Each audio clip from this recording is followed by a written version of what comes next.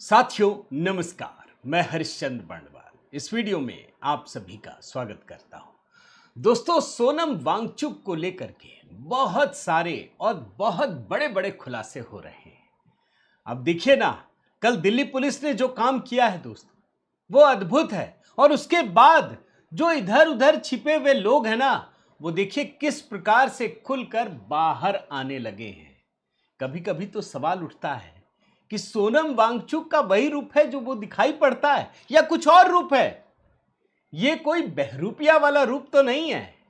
भाई कह रहे हैं हम खाना पीना नहीं खाएंगे, ये नहीं करेंगे, और जब मेडिकल रिपोर्ट आती है पता चलता है उन्होंने खुद ही अनुमति दी है ये सब करने की। इनकी पत्नी बोलती है कि नहीं, आप जबरदस्ती खिला नहीं सकते। अरे भाई, जान थोड़ी देने दे देंगे, ये तो हाई कोर्ट का ऑर्डर है। और इसके साथ दोस्तों, अन्ना हजारे का रूप, मैं तो हैरान हो गया कल देख करके। अन्ना हजारे अपनी बात रख रहे हैं इस पर, सोनम वांगचुक पर। अभी केजरीवाल कहकर गए थे दोस्तों कि जैसे अन्ना हजारे के साथ मिलकर आंदोलन किया, 3 साल में सत्ता चली गई, ये भी चली जाएगी। तो क्या वही कहानी दोहराने की साजिश रची जा रही है? राहुल गांधी एकदम चुप्पी, अचानक से खुलकर सामने आ गए। अब तो उतरना ही पड़ेगा। आखिर क्या है ये गठजोड़, जरा इसकी कहानी भी डिकोड करूंगा। और कल यानी 20 जुलाई को क्या होगा ये भी बताऊंगा। आपसे निवेदन करता हूं दोस्तों, जरूर कमेंट कीजिएगा। एक कमेंट जय सिया राम, आप सभी को मेरा अभिवादन भी है। लाइक कीजिए, शेयर कीजिए। और आइए कुछ चीजें आपको, इंटरेस्टिंग चीजें दिखाता हूं दोस्तों। पहले तो मैं आपको एक 4 विंडो दिखाता हूं। 20 जुलाई को क्या होगा, ये पूरी की पूरी तैयारी 20 जुलाई की है। कैसे, आप देखिए कितनी घटनाएं हो रही हैं। भाई सोनम वांगचुक जो है 20 जुलाई के लिए, संसद मार्च के लिए सारी तैयारी कर रही है। पूरी नूरा कुश्ती उसी के लिए हो रही, 20 जुलाई। फिर दूसरा देखिए, उमर अब्दुल्ला मुख्यमंत्री हैं, बताइए दिल्ली में आकर के जंतर मंतर में प्रदर्शन करेंगे, चाहे अनुमति मिले ना मिले। फिर तीसरा देखिए वांगचुक का, उन्होंने 2 दिन पहले ही कह दिया था, मैं किसी भी कीमत पर 20 जुलाई तक जिंदा रहूंगा। क्यों? क्योंकि दोस्तों, चौथे विंडो में आप देख लीजिए, संसद का मानसून सत्र 20 जुलाई को यानी कल शुरू होने वाला है। तो इसका मतलब है कि बहुत कुछ कल होने वाला है। इंतजार करना पड़ेगा, ये क्लाइमेक्स है, कुछ तो होगा। कहीं कुछ बड़ी साजिश तो नहीं रची जा रही है? जरा जवाब दीजिएगा दोस्तों आप। भाई ये कुछ ऐसा तो नहीं कि किसान आंदोलन जैसा कर देंगे सब लोग मिल मिल करके, सब बोलेंगे हम तो अपना कर रहे थे, मिल करके कोई बड़ा तूफान खड़ा कर देंगे, ऐसा तो नहीं है। जरा सोचिएगा दोस्त, क्यों, इस बात को समझिए। भाई अन्ना हजारे आंदोलन किया, बहुत बड़ा आंदोलन, सफल आंदोलन, हम सब जानते हैं। लेकिन उस आंदोलन से निकला क्या? केजरीवाल जैसा नेता, बेईमान नेता, भ्रष्ट नेता, शराब घोटाले का आरोपी नेता। क्या इसीलिए आपने इतना बड़ा आंदोलन किया था? और उसके बाद जब ये भ्रष्टाचार की परतें खुल रही थी, अन्ना हजारे ने चुप्पी साध ली, फिर कभी आंदोलन नहीं किया। अब आप देखिए, जैसे ही सोनम वांगचुक को लेकर चले गए, अन्ना हजारे एकदम से बिलबिला करके बाहर निकले हैं। बोल रहे हैं सरकार को जल्दी बात कीजिए। वांगचुक पिछले 20 दिनों से अनशन पर हैं, इसलिए सरकार को उनके सब्र का इम्तिहान नहीं लेना चाहिए। सरकार उनकी मांगे माने या ना माने, लेकिन बातचीत जरूर करनी चाहिए। अन्ना हजारे अपील कर रहे हैं दोस्तों। वो कहते हैं कि सोनम वांगचुक को भूख हड़ताल के दौरान अस्पताल ले जाए जाने के बाद किसी दुखद नतीजे का इंतजार ना करें। बातचीत शुरू करने में कोई नुकसान नहीं है। सरकार को उठाए जा रहे मुद्दों पर बातचीत करनी चाहिए। अन्ना हजारे को यह भी लिखना चाहिए। आपको पता है कि नहीं अन्ना जी, किस लिए हो रहा है ये? अगर नहीं जानते हैं तो जरा देखना चाहिए। ये नीट के मुद्दे पे हो रहा था, विद्यार्थियों के मुद्दे पर। सरकार ने अपनी गलती सुधार ली। क्या चाहते हैं कि सरकार के मंत्री फांसी लगा लें? ऐसा चाहते हैं क्या? अरे भाई, गलती हुई, सजा हुई, एग्जाम कराया, एयरफोर्स तक को लगा दिया, नतीजे भी आ गए, तो बातचीत क्या करें? वहां जो जय श्री राम के नारे का अपमान करते हैं उस पर बातचीत करें। सोचिए, एलजीबीटी पर बातचीत करें, किस पे बातचीत होगी? तो अन्ना हजारे एकदम से बौखला करके सामने आए हैं। तो कहीं मन में लगता है दोस्तों, कहीं अन्ना हजारे तो सेट करके नहीं रखे, एक चेला तैयार कर रहे हैं, अब तुम करो, हमने तो कर ही दिया जो करना था। फिर अन्ना हजारे के बाद दोस्तों राहुल गांधी आ गए हैं मैदान में।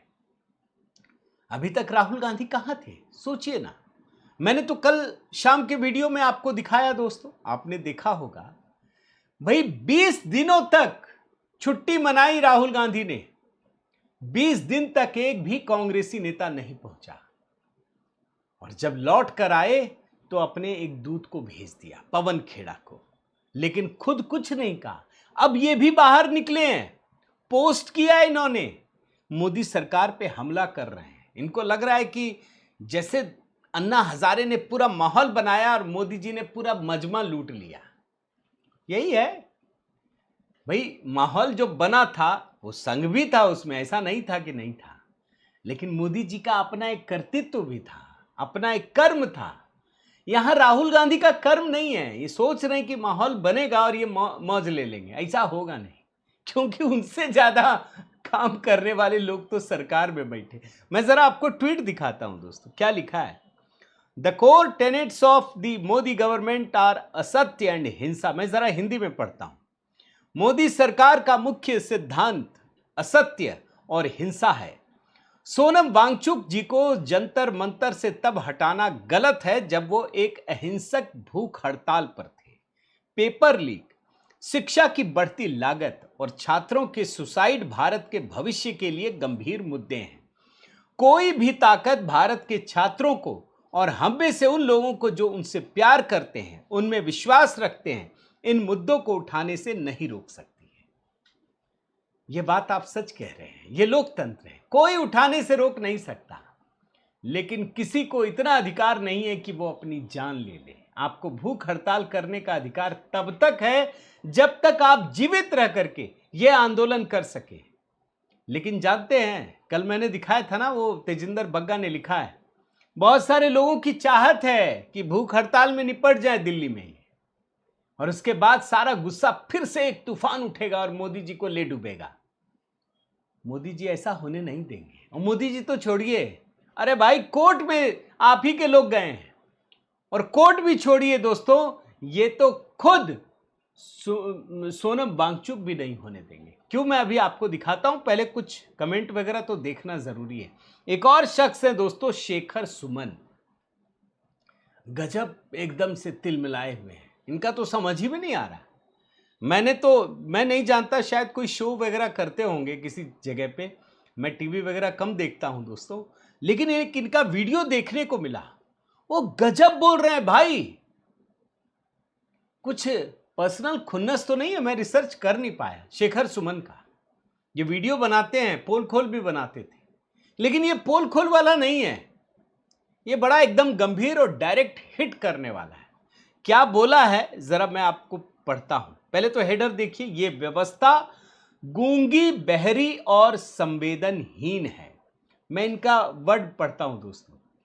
सामाजिक कार्यकर्ता सोनम वांगचुक जी कई दिनों से जंतर मंतर पर शिक्षा मंत्री धर्मेंद्र प्रधान के लिए अनशन पर बैठे हैं। मैं हैरान हूं ये देखकर कि कोई हैरान क्यों नहीं। वाह, बड़ा एकदम तुकबंदी किया है इन्होंने। एक इंसान देश और समाज की बेहतरी के लिए अनशन पर बैठा है, विद्यार्थियों के भविष्य के लिए अनशन पर बैठा है, शिक्षा के चरमराते ढांचे को संभालने के लिए अनशन पर बैठा है, और व्यवस्था चैन से लेटी हुई। अब इनको कौन समझाए, व्यवस्था चैन से नहीं लेटी है। अगर लेटी हुई होती ना शेखर सुमन जी, तो फिर एग्जाम अच्छे से नहीं हो पाता, एयरफोर्स नहीं लगाया जाता। आगे कहते हैं, वह गौर से देखा जाए, वह व्यवस्था जो न सिर्फ गूंगी, बहरी और संवेदनहीन है, बल्कि तंग दिल, संग दिल और बेदिल है। थके हुए ऊर्जाहीन शरीर में भले ही शक्ति ना हो, लेकिन देश के लाखों युवाओं की वो ताकत है। और गौर से देखा जाए तो हम सब जिंदा लाशों में वो एक अकेला जीवित है। मैं हैरान हूं ये देखकर कि कोई हैरान क्यों नहीं। किसी अच्छे स्क्रिप्ट राइटर से लिखवाया होगा, लिरिसिस्ट से। वो होती तो क्या होता, ऐसा ही है ना ये। लेकिन इन बातों से होता कुछ नहीं है शेखर सुमन जी। ये कहने में, सुनने में ये लफाजी अच्छी लगती है, वो दर्द भी अच्छा लगता है। आपने दर्द क्रिएट करने की भरपूर कोशिश की जंतर मंतर पर, लेकिन जब सामने मोदी जैसा मेहनती व्यक्ति हो ना, तो वो सारे दर्द गौण हो जाते हैं। क्योंकि ये वो व्यक्ति है जो नवरात्रि में सिर्फ गर्म पानी, नींबू पानी पी करके 9 दिन तक उपवास करते हुए पूरी दुनिया में घूमकर अनेकों बैठकें कर ये मेहनत करता है, और तब देश में ऐसे प्रतिफल नजर आते हैं। ये आपको शायद नहीं दिखता है, और इसीलिए ये आंदोलन सुपर फ्लॉप रहा है। अब एक और आपको दिखाता हूं, केजरीवाल, इनका भी जरा देखिए भाई। बड़े सारे वीडियो है ना, एक मैं देख रहा था, किसी ने बनाया होगा कि कॉकरोच का जब वो चेन खोलता है चेहरे का, तो पीछे से केजरीवाल जी अवतरित होते हैं। दरअसल कहानी वही है। ये कॉकरोच जनता पार्टी ये सब कुछ नहीं है दोस्तों। इसके पीछे जो है असली चेहरा वो केजरीवाल का है। केजरीवाल को बहुत गजब का अनुभव है दोस्तों। केजरीवाल जी इस मामले में माहिर आदमी है, सोशल मीडिया पर सुपर हिट है। उनसे आप कुछ भी करवा लीजिए। अगर वो कुछ भी नहीं होते, सिर्फ सोशल मीडिया मैनेज करते ना, तब भी वो अरबपति आदमी होते। मैं कह रहा हूं आपको, इतनी ताकत है उनको। अब जैसे ही ये सब कुछ हुआ है दोस्तों, अस्पताल पहुंच गए, इनको तो एकदम सीना ठोक ठोक के रो रहे हैं। किसी ने इनको समझाया और इन्होंने भी समझाया कि जब केजरीवाल जी आए ना, तभी अनशन तोड़ना। आपको मैं बता रहा हूं दोस्तों, भाई ये लोग सब समझ गए कि मोदी जी कुछ नहीं करेंगे, अमित शाह जी नहीं सुनेंगे, आपकी मांग ही नाजायज है, और जो मांग की जा रही है वो तो पूरी हो चुकी है। धर्मेंद्र प्रधान जबरदस्ती आप टांग देंगे क्या, और उन सोनम वांगचुक को बना देंगे? तो ये सेटिंग की गई कि जब केजरीवाल जी जंतर मंतर जाएं, तभी जाकर के सोनम वांगचुक अपना धरना तोड़ दें, तो बस केजरीवाल जी हीरो बन जाएंगे। अब ये हुआ नहीं। इसके बाद इनको दिल्ली पुलिस उठाकर ले गई सफदरजंग अस्पताल।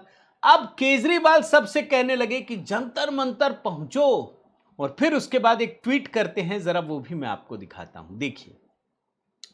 इतना अहंकार ठीक नहीं है। उन्हें जबरन उठाने की बजाय मोदी सरकार को सोनम वांगचुक से बात करनी चाहिए थी। कॉकरोच आंदोलन को कुचलने की बजाय देश की शिक्षा और परीक्षा व्यवस्था सुधारो। सोनम वांगचुक के साथ जबरदस्ती मोदी सरकार की हार है। बढ़िया हार है, अगला चुनाव में आइएगा, अभी है ना सब जगह चुनाव, बोलिएगा कि मोदी सरकार ने जाति की हरा दो। अब जनता आपके साथ है या उनके साथ है पता चल जाएगा, दूध का दूध पानी का पानी। अरे आपको दिल्ली की जनता ने खदेड़ करके भगा दिया, यही सच्चाई है ना। आप मुखौटा बना रहे हैं। आप ये चाहते हैं कि लोकतांत्रिक तरीके से चुनी हुई सरकार इस्तीफा दे दे, और जो सोनम वांगचुक एक मुखिया का चुनाव नहीं जीत सकता, उसको शिक्षा मंत्री बना दिया जाए। गजब की गलथेथरी चल रही है दोस्तों। तो ये है केजरीवाल की कहानी। अब देखिए, ये पूरा मैं क्यों कहता था कि केजरीवाल जैसा मूवमेंट दिख रहा है।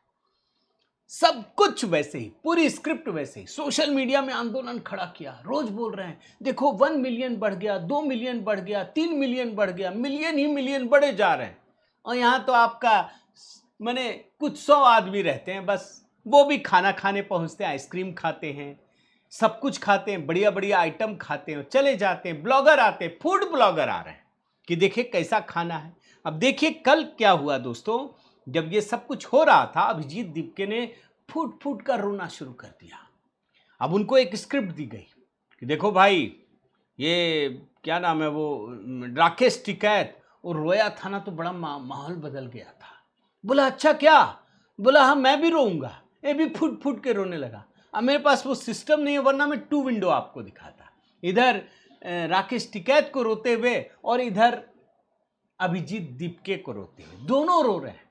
लेकिन यहां कुछ हुआ नहीं भाई, जनता समझदार हो चुकी है, रोने से कुछ नहीं होगा। इसने कहा कि हम अनशन करेंगे, और देखिए कल ही दोस्तों एक महिला ने उन पर स्याही फेंकी और थप्पड़ मारने की कोशिश की। ये कल की घटना बता रहा हूं। अब बताइए कहीं दुनिया में ऐसा होता है क्या? ये केजरीवाल से जुड़े चीजों में ही होता है। केजरीवाल का ये पैटर्न है। केजरीवाल छा जाने के लिए स्याही फेंकवाते रहते हैं हमेशा। इन्हीं का आदमी फेंक देता है और ये इल्जाम लगाते हैं दूसरों पर। यही काम तो अभिजीत दीपके ने किया। मैं ढूंढ रहा था ये महिला कौन है, कुछ मिला नहीं दोस्तों जब मैं रिकॉर्ड कर रहा हूं, लेकिन यकीन मानिए ये कुछ ना कुछ इससे मिलता जुलता पैटर्न आपको दिखेगा। अच्छा देखिए इस घटना के बाद क्या होता है वो भी मैं आपको दिखाता हूं। एक ट्वीट है, इस ट्वीट को सिर्फ आप देख लीजिए, आपको समझ में आ जाएगा। प्रोफेसर मुकेश कुमार जी हैं, पत्रकार हैं, सत्य हिंदी में आप देखते हैं इनको। अभिजीत दीपके पर स्याही फेंकने वाली महिला से जब पूछा गया कि उसने ऐसा क्यों किया तो उसका जवाब था जय श्री राम। देखिए समझिए इंटेंशन क्या है, नियत क्या है, यह समझने का प्रयास कीजिए। सोचिए ये महिला किस विचारधारा, किस पार्टी या संगठन की हिमायती है और उनका चरित्र क्या होगा स्याही फेंकने पर। लेकिन यह भी ध्यान में रखना चाहिए कि तथाकथित राम भक्त राम का नाम लेकर चढ़ावा चोरी से लेकर हत्या, बलात्कार, बुलडोजर तक क्या क्या धतकर्म कर रहे हैं। मंशा आप समझ रहे हैं दोस्तों। देखिए कोई भी अगर हिंसा करेगा तो हम समर्थन नहीं कर सकते, कोई नहीं कर सकता, कहीं नहीं कर सकता, कभी नहीं कर सकता। लेकिन इनकी नीयत क्या है? इनकी नीयत भगवान राम का नाम लेकर बदनाम करने की हिंदुओं को एक साजिश है। मैं आपको बता रहा हूं, अगर सिर्फ ये बोलते कि ये महिला देखिए ये कर रही हैं तो हम मान लेते हैं ये गलत है, पकड़िए, पूछताछ कीजिए, हम भी जानना चाहते थे। लेकिन नियत कुछ और है। नियत ये है कि जय श्री राम का नाम लेने वाला गुंडा होता है, ये बताने की साजिश है। ये आप समझिए, यही करने की कोशिश की गई है दोस्तों। अब मैं आपको जरा सोनम वांगचुक पर लेकर आता हूं। उनकी मेडिकल रिपोर्ट आ गई है, आप ध्यान से देख लीजिए।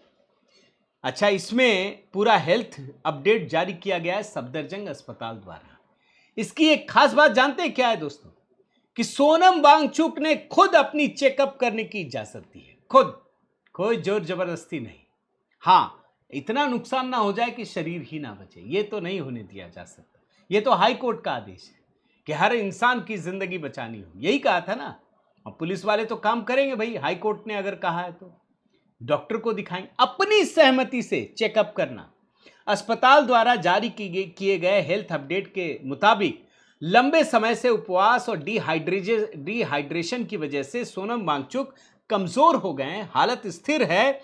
हालांकि शरीर अस्पताल ने स्पष्ट किया कि शरीर के पैरामीटर्स को सामान्य करने के लिए इलाज और निगरानी जरूरी है, यह अस्पताल ने बताया।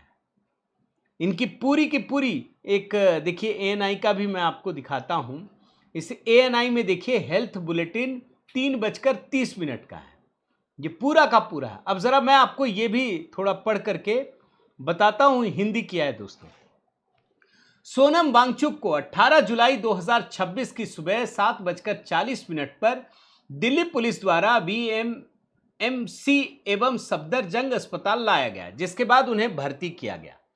उन्हें 20 दिनों से ठोस भोजन का पूर्ण उपवास रखने और पूरे शरीर में अत्यधिक कमजोरी की शिकायत के साथ भर्ती किया गया। उन्हें बेहोशी आने का कोई इतिहास नहीं है।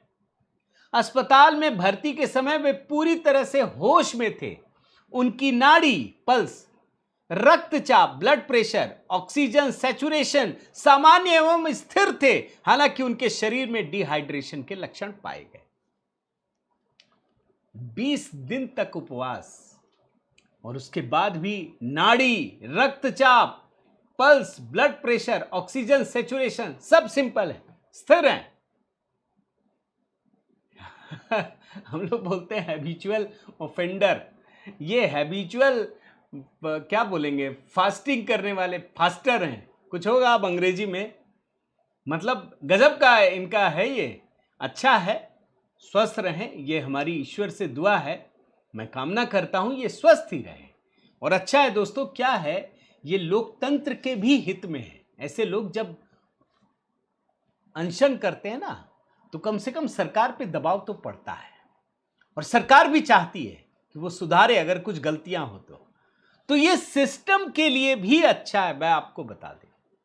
हालांकि एक खबर बाद में ये भी आई कि सोनम वांगचुक ने साफ साफ कहा, और ये बुलेटिन में लिखा है कि ड्रिप और मुंह से किसी भी तरह का तरल पदार्थ लेने से साफ साफ मना कर दिया गया है। शरीर में पानी की कमी के लक्षण देखे गए हैं, लेकिन उनको डॉक्टरों की निगरानी में रखा गया है। मगर दोस्तों, मैंने आपको कल कहा था कि यह आंदोलन क्यों भाजपा सरकार के लिए, मोदी सरकार के लिए फायदेमंद हुआ है। मुद्दा था शिक्षा, कहां कन्वर्ट हो गया? कन्वर्ट हो गया सोनम वांगचुक में। अब मुद्दा है सोनम वांगचुक, समझिए, और कन्वर्ट कहां हो गया है कि भैया ये ठीक से रहने चाहिए, उसके बाद कुछ नहीं। और इससे भी आगे बढ़कर के मुद्दा क्या हो गया? राहुल गांधी, अरविंद केजरीवाल और अन्ना हजारे। यही एक ऐसा पर्दा था दोस्तों जिसका हटना बचा हुआ था। मोदी सरकार ने उसको हटा दिया, अमित शाह जी ने हटा दिया है। यही आज की सबसे बड़ी कहानी है।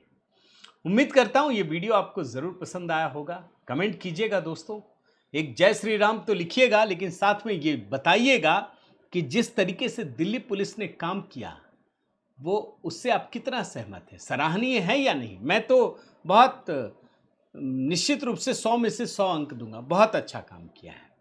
आपकी राय का इंतजार रहेगा दोस्तों। कमेंट कीजिए, लाइक कीजिए, शेयर कीजिए। अगर आपने चैनल सब्सक्राइब नहीं किया है तो जरूर कीजिए। HB शॉर्ट्स के वीडियो कमेंट में पिंड कर दिए हैं दोस्तों। अगर आप मेरे व्हाट्सएप ग्रुप से जुड़ना चाहें तो मैसेज कीजिए। बहुत बहुत धन्यवाद। जय सिया राम।